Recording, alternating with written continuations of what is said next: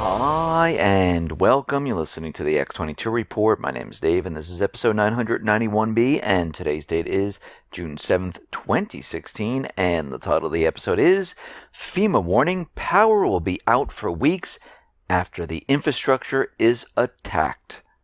Now, before I get started, I just want to make an announcement.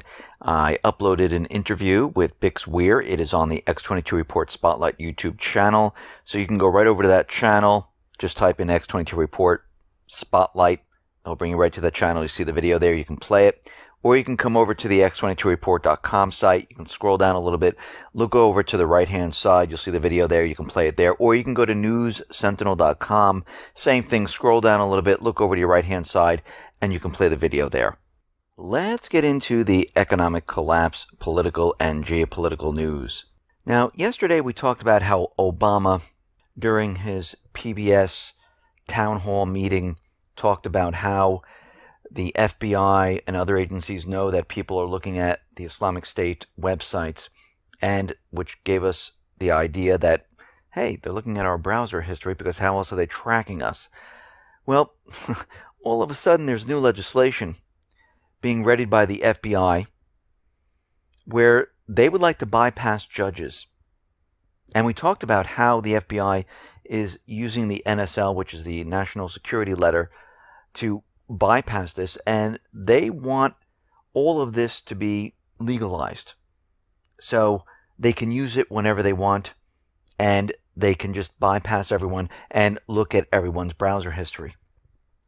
What's very interesting about all of this is that the FBI chief, well, he made it very clear that they need to change the legislation, and this is going to be the agency's top priority in 2016. Now, Obama, I don't know if people realize this, they already tried to adopt a similar amendment about 6 years ago, but had to retreat after the opposition from the IT industry and privacy advocates. So here they have another agency giving it another go.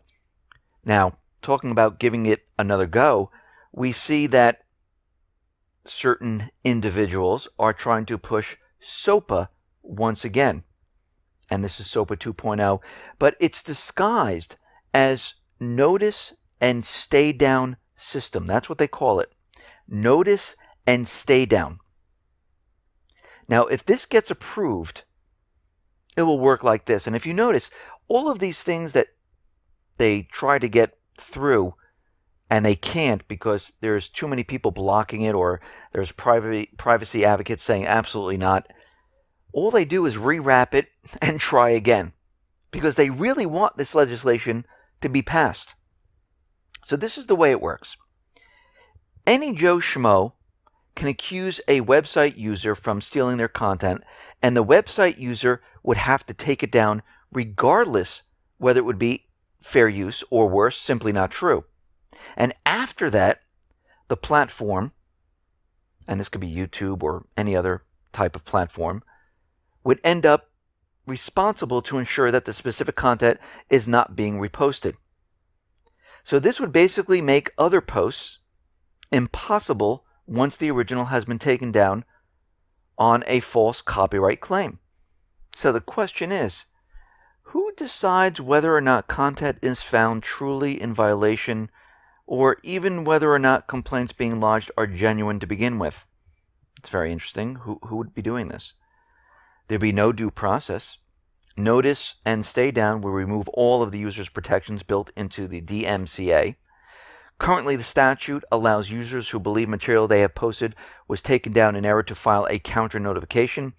If the copyright holder does not choose to bring a lawsuit, then the content can be reposted. The law also prohibits the sending of false notices and allows users who have been falsely accused to bring a claim against their accuser. These protections for the user would simply go away if platforms were forced to proactively filter content. This also promotes censorship, what they're trying to do.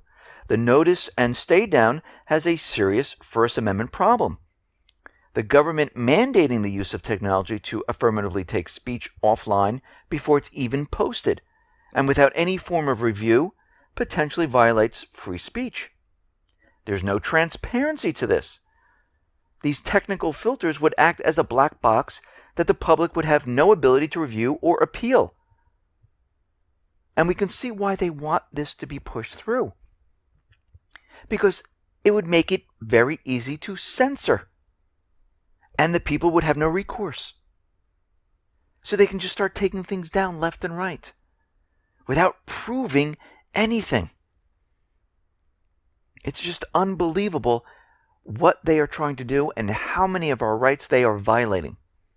I mean, think about what Obama said, where if you look at something, and it doesn't matter what it is, and let's say it's an Islamic State website, they can put you on the no-fly list. And they want to take that and expand that to saying, listen, we can remove your Second Amendment right to owning a gun. Well, I'm sorry. In this country, still, you are innocent until proven guilty. I know they want to get rid of all of this. Many people believe it's already gone. But look what they're trying to do here in this country. They're trying to remove our rights, censor. Wow, this reminds me of Erdogan and many of the other countries that are doing the same thing at this point.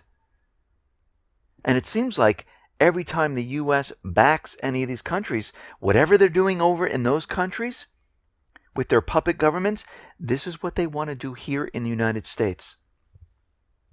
Now, we can see the people are very nervous about our government, about the situation that we're in, because the FBI figures right now show that May 2016 was the 13th consecutive month of record background checks for retail gun sales. Every month since 2015 of May, they continued to set a record. June 2015 had more background checks than any June on record. July had more background checks than any July on record. August, the same thing, and so on. According to the FBI, there were 1.8 million background checks performed in May of 2016, which is nearly 290,000 more than it was in May of 2015. So people are starting to realize and understand what's going on here. And from what we're seeing is they're very nervous. And when people get nervous and they feel that something is going to happen, something the government is most likely going to do, they want to protect themselves. They want to protect their family. They want to protect their wealth. And like I said, we are heading into a time period where things are rapidly falling apart. We can see the call for war. We can see that this economic collapse is headed our way. We see that things are rapidly moving very, very quickly. And what we're seeing right now is people are starting to pick up on this. Sometimes it's just a feeling. Sometimes you start to realize that, something isn't right. I can't put my finger on it, but something's not right, and I'm a little nervous and scared. You start to talk to other people. They start to relay the same exact information that you're thinking, and all of a sudden you start to put the pieces together. And this is what we've been doing, putting pieces together, understanding what is going on, understanding what our government is doing, calling them out on it, hoping that we can stop what is coming, hoping we can band together as one. Because we are the many. The government is the few. We have more power as a people. And our founding fathers knew this. They knew the states, the people, would always have more power than the government, the federal government. But I think people have forgotten this. I think people believe that the federal government is more powerful, but they're not. We are. Now, government employees around the world, and these are our government leaders, but I don't like to call them government leaders, our government employees around the world, they like to tell us all the things they're doing for peace and how they're getting rid of nuclear weapons. And every time they speak, we start to realize that things are the opposite of what they're really talking about. And we see out in Britain where they are upgrading their arsenal of Trident nuclear weapons. And we always have to look at the actions of our governments. And they're developing an entirely new warhead. And this is coming from a report from the Nuclear Information Service, NIS. And Parliament is yet to consent to its renewal. So it looks like they're doing this in secret. We see Obama is spending a lot of money on nuclear weapons. We see the NATO forces and the private Western Central Bank countries are placing missile shields throughout Europe, and all these missiles, as we know, are pointing towards Russia, because in their heads they do believe that if they have a first strike, they will be victorious in a nuclear war. They'll be able to take down Russia, stop their launches, and the private Western Central Bank countries will be victorious and everything will be fine. Well, Putin is out there, and he has a couple questions about the ballistic missile defense, or the anti-ballistic missile system that the United States has been installing right up on the Russian border, because they originally told him that this was for Iran. And it seems Obama, guess what? He doesn't even want to speak to Putin. He refuses to discuss any of it. Now, the question is why? Well, we can see from the actions of all these government employees that they're preparing for the next war. This is why military assets, military troops have been moved into position around the world. We see the USS Porter. It has entered the Black Sea in what the Sixth Fleet says is a routine deployment to help promote peace and stability. Well, I would say if you're going to promote peace and stability, bring in a cruise ship. Let everyone come on board for a cruise and talk about peace. Why does it have to be a warship? Because a warship, as we can see in the title, means war. And the U.S. Navy destroyer, it has been outfitted with a new missile system due to what the Navy called the Russian threat. And we have to remember that U.S. does not have any border on the Black Sea. And these warships can only stay in the Black Sea for 21 days under the 1936 Montreux Convention. And these ships being in the Black Sea is not going to promote peace. It's going to provoke certain countries. That's the whole plan. Now, according to a report issued on June 6 in German Economic News, the German government is preparing to go to war against Russia and has a draft form, a Bundeswehr report declaring Russia to be an enemy nation. Back on February 17th, DWN had reported that German Chancellor Merkel will develop a new military doctrine, declaring the annexation of Crimea by Russia is the basis for military action against Moscow. And she's moving forward with this. And we can see right now from what the UK is doing, what the United States is doing, what Germany is doing, we can see that these countries are preparing and getting ready behind the scenes. They're telling us these are all the drills. It's to promote safety. It's to promote peace. It's to promote stability. And once you hear this, you know automatically that this is the opposite of what is going on. Now, out in Syria, we see the Islamic State is on the verge of losing the Manbij city in eastern Aleppo. It looks like they're going to fall, and the Syrian armed forces are ready to move into this area. We know that we're at the start of Ramadan, and what's very interesting is that the Islamic State, al-Nusra, al-Qaeda, the moderate rebels, they decided that they were going to attack, and they attack residential areas. They attacked all these different areas, and this tells us that if they were true Muslims and they followed their religion, they wouldn't be doing this at this point. And we know that most of these terrorist groups, probably 99% of them, they're not Muslim. They're paid mercenaries. They're hired proxy forces which the United States employs through covert means to fight their battles in different countries. Assad was out there giving a speech, and he was addressing the Syrian parliament in Damascus, and he's saying that he's going to take the entire country back. And Erdogan's government, he calls a fascist regime, he's going to wipe them out of Aleppo. Actually, what he said in a quote, Aleppo will be the grave where all the dreams and hopes of the butcher will be buried. So we can see right now, with Russia's help, the Syrian armed forces, they are making huge gains in Syria. And we see that the Western-backed forces, the moderate rebels, which morph between al-Nusra, al-Qaeda, the Islamic State, well, guess what? Without the U.S. there, without the UK there, and other European forces, they would have collapsed at this point. The coalition forces are keeping them alive right now. And because of this ceasefire deal, Russia will not be attacking them.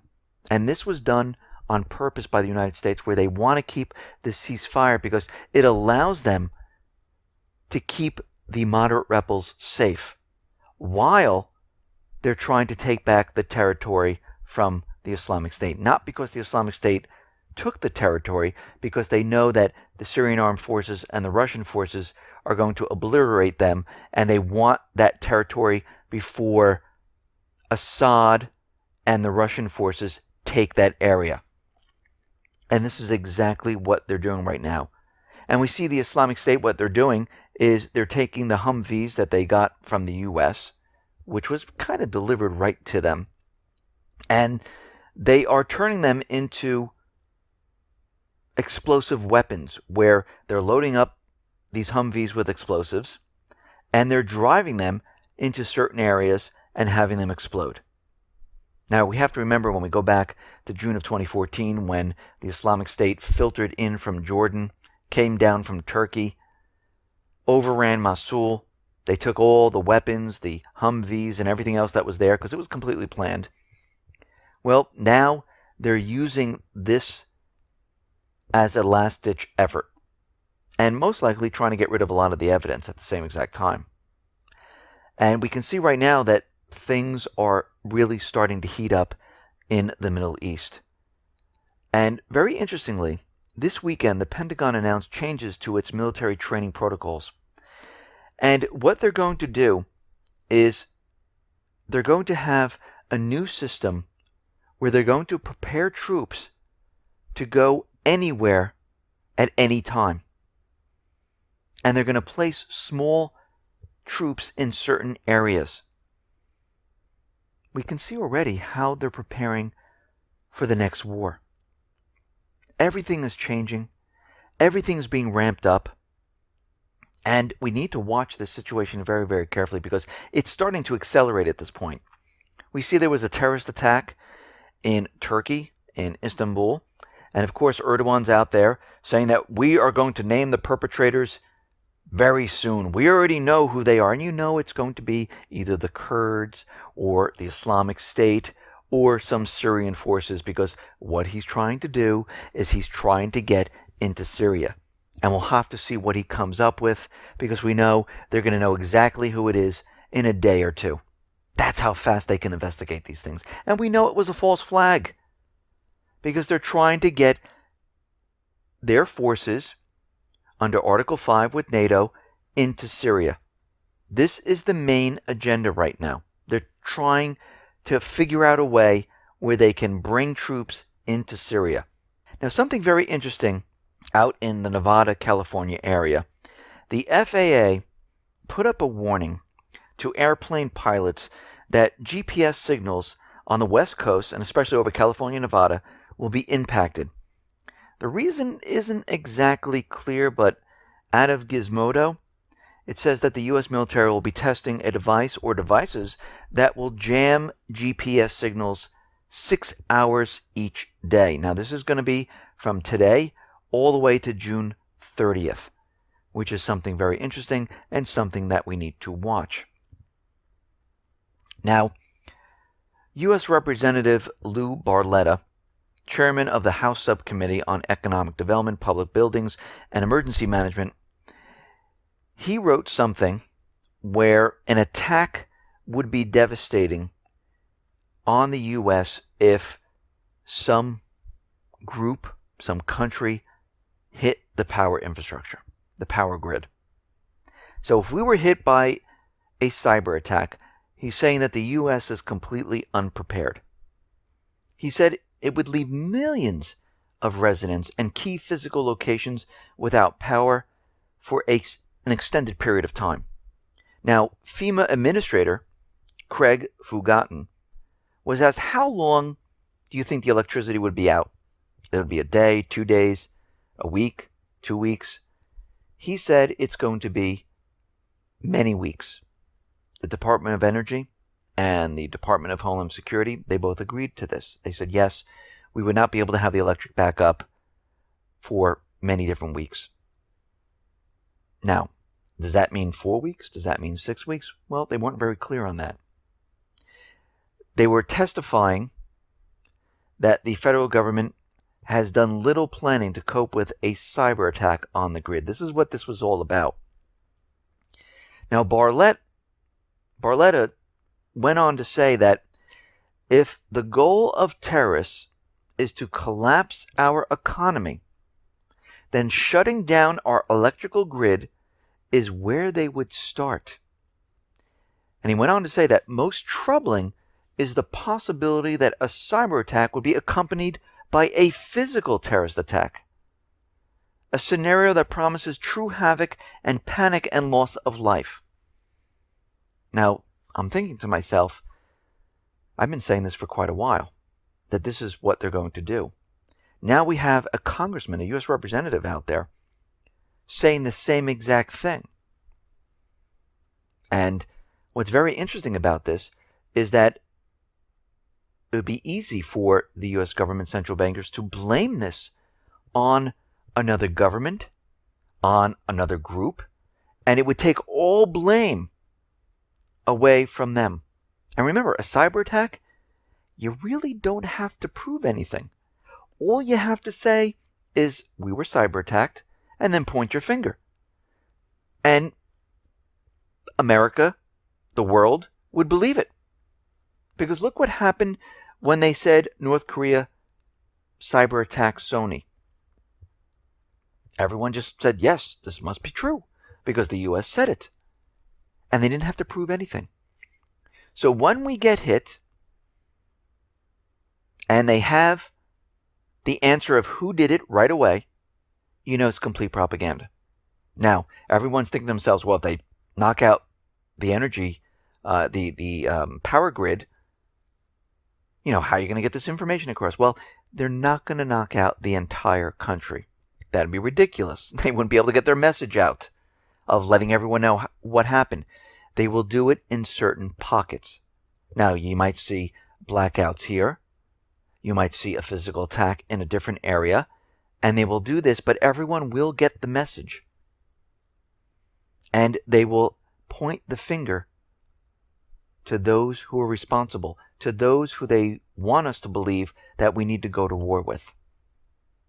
Listen, everyone, thanks a lot for listening. Be well, be safe, and especially be prepared. Thanks a lot.